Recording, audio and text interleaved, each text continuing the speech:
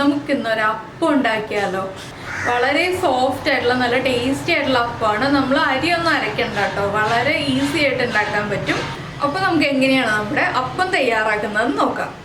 നമുക്ക് നമ്മുടെ main ingredient എന്ന് പറഞ്ഞിട്ടുണ്ടെങ്കിൽ അരിപ്പൊടിയാണ്. 2 കപ്പ് അരിപ്പൊടി ഞാൻ എടുത്തിട്ടുണ്ട്. 240 ml കപ്പിലാണ് എടുത്തിരിക്കുന്നത്. ഇത് നമ്മുടെ പത്തിരിയുടെ അല്ലെങ്കിൽ ഇടിയപ്പത്തിൻ്റെ പാകത്തിൽ പൊടിച്ച അരിപ്പൊടി ഉണ്ടല്ലോ വാങ്ങിക്കാൻ കിട്ടുന്നത്, ആ അരിപ്പൊടി എടുക്കുക കേട്ടോ. പിന്നെ നമ്മുടെ ബാക്കിയുള്ള ഇൻഗ്രീഡിയൻസ് എന്തൊക്കെയാണെന്ന് വെച്ചാൽ 3 ടീസ്പൂൺ പഞ്ചസാര എടുത്തിട്ടുണ്ട്, 1 ടീസ്പൂൺ ഈസ്റ്റ് എടുത്തിട്ടുണ്ട്, അതുപോലെ തന്നെ 1/2 കപ്പ് ചോറ് എടുത്തിട്ടുണ്ട്. ചോറ് വൈറ്റ് റൈസ് ആണ് കൂടുതൽ നല്ലത്. എൻ്റെ കയ്യിൽ വൈറ്റ് റൈസ് ഇല്ലാത്തതുകൊണ്ട് ഞാൻ മട്ട അരിയാണ് എടുത്തിട്ടുള്ളത്. അത് നിങ്ങൾക്ക് നിങ്ങളുടെ കയ്യിലുള്ള റൈസ് എടുക്കാം. ആദ്യം നമുക്ക് ഈ അരിപ്പൊടിയിലേക്ക് കുറച്ച് വെള്ളം ചേർത്ത് ഇതൊന്ന് മിക്സ് ചെയ്തെടുക്കാം. വെള്ളവും അരിപ്പൊടിയും ചേർത്തൊന്ന് മിക്സ് ചെയ്തെടുക്കാം. എന്താണെന്ന് വെച്ചാൽ നമുക്കിത് അരച്ചെടുക്കാനുള്ളതാണ്. പക്ഷെ അരച്ചെടുക്കാനായിട്ട് മിക്സിയിലേക്ക് വെള്ളവും ചേർത്ത് എടുക്കുമ്പോൾ കട്ട പിടിച്ചിരിക്കും. അതൊന്ന് ലൂസാക്കിയിട്ട് നമ്മൾ ചേർക്കുകയാണെങ്കിൽ കറക്റ്റായി വരും. അതുകൊണ്ടാണ് നമ്മൾ ആദ്യമേ മിക്സ് ചെയ്തെടുക്കുന്നത്. ഒരുപാട് വെള്ളം ചേർക്കണ്ട, കുറച്ച് വെള്ളം ചേർത്തൊരു ഇഡ്ഡലി മാവിൻ്റെ പാകത്തിലൊന്ന് മിക്സ് ചെയ്തെടുക്കാം കേട്ടോ. ഒരു വിസ്ക് യൂസ് ചെയ്തിട്ടോ അല്ലെങ്കിൽ ഒരു ഫോർക്ക് യൂസ് ചെയ്തിട്ടോ മിക്സ് ചെയ്യുകയാണെങ്കിൽ എളുപ്പം കഴിയും. അപ്പോൾ നമുക്കിതൊന്ന് മിക്സ് ചെയ്ത് കഴിഞ്ഞിട്ട് ബാക്കിയുള്ള കാര്യങ്ങൾ എന്തൊക്കെയാണെന്ന് പറയാം. ഇപ്പോൾ നമ്മൾ നമ്മുടെ അരിപ്പൊടി വെള്ളവും ചേർത്ത് മിക്സ് ചെയ്തെടുത്തിട്ടുണ്ട്. ഇത് നമുക്ക് നമ്മുടെ മിക്സിയുടെ ജാറിലേക്ക് ആദ്യം മാറ്റാം. ഈ ഒരു കൺസിസ്റ്റൻസിയിലാണ് കേട്ടോ ഞാൻ മിക്സ് ചെയ്തെടുത്തിരിക്കുന്നത്. നല്ല തിക്കായിട്ട് തന്നെ മിക്സ് ചെയ്തെടുത്തിട്ടുണ്ട്. ഇനി ഇതിലേക്ക് നമുക്ക് നമ്മൾ എടുത്തു വെച്ചിരിക്കുന്ന ചോറ്, അതിൻ്റെ കൂടെ തന്നെ പഞ്ചസാര, ഈസ്റ്റ്. നിങ്ങൾ ഇൻസ്റ്റൻറ്റ് ഈസ്റ്റ് അല്ല യൂസ് ചെയ്യുന്നതെന്നുണ്ടെങ്കിൽ കുറച്ച് ഇളം ചൂടുവെള്ളത്തിൽ ഈസ്റ്റ് ഒന്ന് മിക്സ് ചെയ്ത് വെക്കുക കേട്ടോ. അതിന് ശേഷം ഒരു 5 മിനിറ്റ് കഴിഞ്ഞിട്ട് ഈസ്റ്റ് ഇതിലേക്ക് ആഡ് ചെയ്യുക. ഇപ്പോൾ നമ്മൾ ഇൻസ്റ്റൻറ്റ് ഈസ്റ്റ് യൂസ് ചെയ്യുന്നതുകൊണ്ടാണ് ഞാൻ ഡയറക്റ്റ് ഈസ്റ്റ് ആഡ് ചെയ്തത്. ഇനി ഇതൊന്ന് നന്നായിട്ട് അരച്ചെടുക്കാം. അപ്പോൾ ഞാൻ അരച്ചെടുത്തിട്ടുണ്ട്. ഇത് ഞാൻ ഈ ഒരു പാത്രത്തിലേക്ക് മാറ്റാണ്. ഇതിലേക്ക് ഇനിയിപ്പോൾ വെള്ളമൊന്നും ആഡ് ചെയ്യണ്ട കേട്ടോ.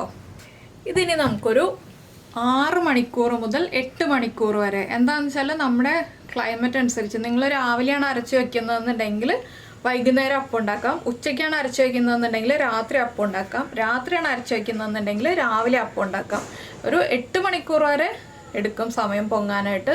ചൂട് ക്ലൈമറ്റ് ആണെങ്കിൽ 6 മണിക്കൂർ സമയം വരെ പൊങ്ങാൻ വയ്ക്കുക. അപ്പോൾ ഇതൊന്ന് പൊങ്ങി വരട്ടെ. അതിന് ശേഷം നമുക്കിതിലേക്ക് ആഡ് ചെയ്യേണ്ട ബാക്കിയുള്ള കാര്യങ്ങൾ പറയാം. ഇപ്പോൾ നമ്മുടെ ബാറ്റർ ഇതാ നന്നായിട്ട് പൊങ്ങിയതിന് ശേഷം താഴ്ന്നു തുടങ്ങി കേട്ടോ. നന്നായിട്ട് പൊങ്ങി വന്നതാണ്, അത് താഴ്ന്നു തുടങ്ങി. ഇനി ഈ ഒരു സമയത്ത് നമുക്കിതിലേക്ക് കുറച്ച് കാര്യങ്ങളും കൂടെ ആഡ് ചെയ്യാനുണ്ട്. അതെന്തൊക്കെയാണെന്ന് വെച്ചാൽ നമുക്ക് ഈ ബാറ്റർ അടച്ച് മാറ്റി വയ്ക്കാം. മിക്സിയുടെ ചെറിയ ജാർ എടുക്കുക. ഇതിലേക്ക് നമ്മൾ ഏത് അളവിൽ ഉള്ള കപ്പിലാണോ നമ്മുടെ പൊടി എടുത്തത് ആ കപ്പിന് 1 കപ്പ് തേങ്ങ ചിരവിയതെടുക്കുക. തേങ്ങ ചിരവിയതിൻ്റെ കൂടെ ഒരു 2 ടീസ്പൂൺ പഞ്ചസാരയും കൂടി ചേർക്കുക. പിന്നെ അപ്പത്തിന് ആവശ്യമായ ഉപ്പും കൂടി ചേർത്ത് കൊടുക്കുക. ഞാൻ തേങ്ങയുടെ കൂടെ തന്നെയാണ് എല്ലാം ചേർക്കുന്നത്. ഇനി ഇതെല്ലാം കുറച്ച് വെള്ളം ചേർത്ത് നന്നായിട്ടൊന്ന് അരച്ചെടുക്കുക. കുറച്ച് വെള്ളത്തിൽ അരച്ചെടുക്കുക. നല്ല തരിയില്ലാത്ത രീതിയിൽ അരച്ചെടുക്കുക കേട്ടോ. ഇനി നമ്മൾ ഈ അപ്പത്തിൻ്റെ മാവിലേക്ക് തേങ്ങ അരച്ചെടുത്തതും കൂടി ചേർത്തിട്ട് നന്നായിട്ടൊന്ന് മിക്സ് ചെയ്യണം.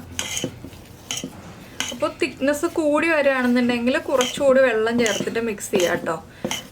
ഇതിപ്പോൾ കറക്റ്റ് തിക്നെസ്സാണ്, ഒരുപാട് ലൂസായിട്ടില്ല, അതുപോലെ തന്നെ ഒരുപാട് കട്ടിയായിട്ടില്ല.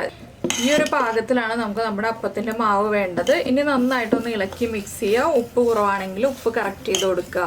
ഉപ്പ് ആവശ്യത്തിന് ആഡ് ചെയ്തിട്ട് കറക്റ്റ് ചെയ്ത് കൊടുക്കുക. ഞാനൊന്ന് ഉപ്പ് ചെക്ക് ചെയ്യട്ടെ. ഉപ്പ് കുറച്ച് കുറവാണ് കേട്ടോ, ഞാൻ കുറച്ചുകൂടി ഉപ്പ് ചേർക്കുകയാണ്. ഇനി ഉപ്പ് ചേർത്തിട്ട് നന്നായിട്ടൊന്ന് ഇളക്കി മിക്സ് ചെയ്യുക. ഇപ്പോൾ നിങ്ങൾ വിചാരിക്കുന്നുണ്ടാവും മാവ് പൊങ്ങിയതല്ലേ, വീണ്ടും താഴ്ന്നു പോയില്ലേ നമ്മൾ ഇളക്കുമ്പോൾ എന്നുള്ളത്. ഇനി നമ്മളിത് 1 മണിക്കൂറും കൂടി പൊങ്ങാൻ വയ്ക്കും. മിനിമം അരമണിക്കൂർ, മാക്സിമം 1 മണിക്കൂർ. നമ്മുടെ സമയം അനുസരിച്ച് ഇടയ്ക്കൊന്ന് ചെക്ക് ചെയ്യുക പൊങ്ങിയിട്ടുണ്ടോ എന്നുള്ളത്. പൊങ്ങി കഴിയുമ്പോൾ ഉടനെ തന്നെ എടുത്ത് നമുക്ക് അപ്പം ഉണ്ടാക്കാം.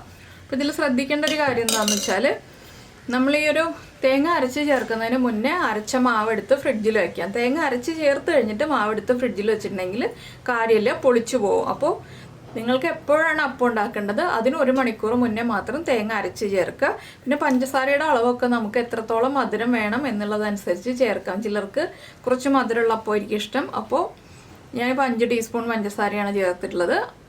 അത് മതി എന്നുണ്ടെങ്കിൽ അത്രയും മതി. അല്ല നല്ല മധുരം വേണമെന്നുണ്ടെങ്കിൽ അത്യാവശ്യം ഒരു മീഡിയം മധുരമൊക്കെ ഇഷ്ടപ്പെടുന്ന ആളുകളാണെന്നുണ്ടെങ്കിൽ 6 മുതൽ 7.5 ടീസ്പൂൺ വരെ പഞ്ചസാര ചേർക്കാം. ഇതൊരു ചെറിയ മധുരം ഉണ്ടാവുള്ളൂ കേട്ടോ ഈ ഒരു അപ്പത്തിന്. 5 ടീസ്പൂൺ പഞ്ചസാര എന്ന് പറയുമ്പോൾ. പിന്നെ ഇത്രയും മധുരം പോലും വേണ്ട എന്നുണ്ടെങ്കിൽ നിങ്ങൾക്ക് പഞ്ചസാരയുടെ അളവ് 3 ടീസ്പൂണിൽ തന്നെ നിർത്താം.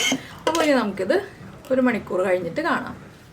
അപ്പോൾ നമ്മുടെ മാവ് പൊങ്ങി വന്നിട്ടുണ്ട്. ഇത് കണ്ടോ, ഇതുപോലെ പതഞ്ഞ് പൊങ്ങി വരുമ്പോൾ നമ്മൾ വേറൊരു ചെറിയ പാത്രത്തിലേക്ക് മാറ്റിയിട്ട് അതിൽ നിന്നാണ് അപ്പം ഉണ്ടാക്കി തുടങ്ങേണ്ടത്. അപ്പോൾ ഞാനിതൊരു ചെറിയ പാത്രത്തിലേക്ക് പകുതി മാറ്റാണ്. അതിനുശേഷം മുകളിൽ നിന്ന് ആ പതഞ്ഞ് വരുന്ന ഭാഗം മാത്രം എടുത്തിട്ട് നമുക്ക് അപ്പം ഉണ്ടാക്കാൻ തുടങ്ങാം. അപ്പോൾ ഞാനൊരു പാൻ ചൂടാക്കാൻ വെച്ചിട്ടുണ്ട്. ഇത് നമുക്ക് 2 രീതിയിൽ അപ്പം ഉണ്ടാക്കാം. പാലപ്പമായിട്ട് ഉണ്ടാക്കാം, വെള്ളയപ്പമായിട്ട് ഉണ്ടാക്കാം. ഞാനിപ്പോൾ വെള്ളയപ്പമായിട്ടാണ് ഉണ്ടാക്കുന്നത്.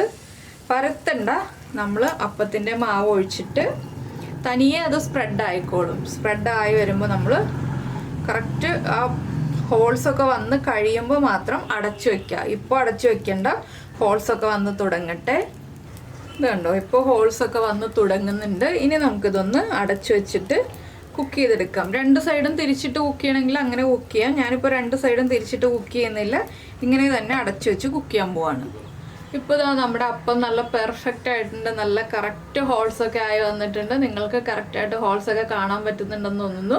അപ്പോൾ ഞാനിത് പാനിൽ നിന്ന് മാറ്റട്ടെ. അപ്പോൾ നിങ്ങൾ ഇതുപോലെ അപ്പം ഉണ്ടാക്കി നോക്കിയിട്ടില്ലെങ്കിൽ ഉറപ്പായിട്ട് ഉണ്ടാക്കി നോക്കൂ കേട്ടോ. ഇപ്പോൾ ഇതാ നമ്മുടെ അപ്പത്തിൻ്റെ ഹോൾസൊക്കെ നിങ്ങൾക്ക് പെർഫെക്റ്റ് ആയിട്ട് കാണാൻ പറ്റുമെന്ന് വിചാരിക്കുന്നു. അപ്പോൾ നിങ്ങൾക്ക് ഈ മുകളിൽ നിന്നുള്ള ആംഗിളിൽ കറക്റ്റായിട്ട് അപ്പത്തിൻ്റെ ഹോൾസൊക്കെ കാണാൻ പറ്റുന്നുണ്ടെന്ന് വിചാരിക്കുന്നു. ചരിഞ്ഞ് നോക്കുന്നതിനേക്കാൾ മുകളിൽ നിന്നുള്ള ആംഗിളിൽ നോക്കുമ്പോഴാണ് നമ്മുടെ അപ്പത്തിൻ്റെ ഹോൾസൊക്കെ കറക്റ്റായിട്ട് കാണാൻ പറ്റുന്നത്. അതുകൊണ്ടാണ് ഞാനിങ്ങനെ മുകളിൽ നിന്നുള്ള ആംഗിൾ ഒന്ന് കാണിച്ചു തരാൻ വേണ്ടിയിട്ട് ഈ ഒരു ഷോട്ട് എടുത്തത്. അപ്പോൾ ഇനി ഞാൻ അപ്പം മുഴുവൻ ഉണ്ടാക്കി തീർക്കട്ടെ.